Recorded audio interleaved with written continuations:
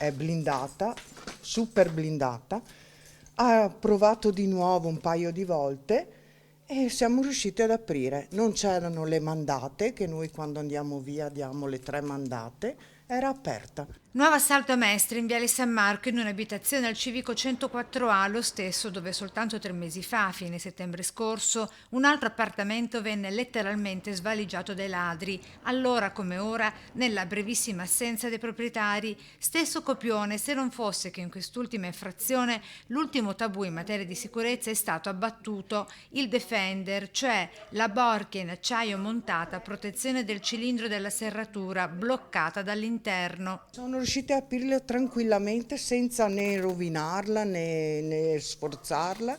In casa desolante lo scenario, vestiti sparsi dappertutto, cassetti aperti, armadi messi letteralmente sottosopra. Hanno tirato fuori tutto, hanno rotto scatole, scatoline che trovavano di cellulari, ma non c'era nulla.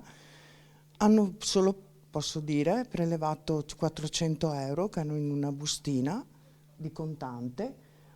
Gli ori li ho da un'altra parte, in una cassetta di sicurezza, quindi non hanno trovato oro. La Mara scoperta ieri al rientro dalla montagna dal lungo ponte dell'Epifania. Non c'erano né impronte né niente.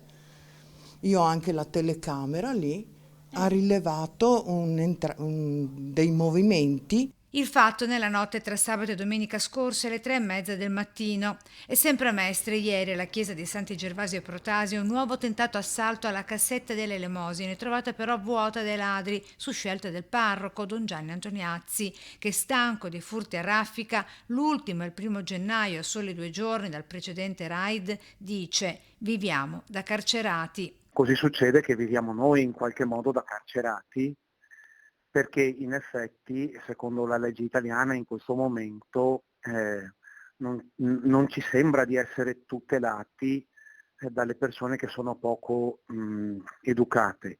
A rincarare la dose anche l'ultimo atto vandalico, sempre al quartiere Retusa, laterale di Viale San Marco, con la rottura del leone di San Marco in marmo del peso di oltre 100 kg. A denunciarlo proprio l'artigiano, che soltanto ieri aveva subito la spaccata con tombino alla pasticceria della figlia in via Bissuola. Il leone rubato è riapparso così, in frantumi.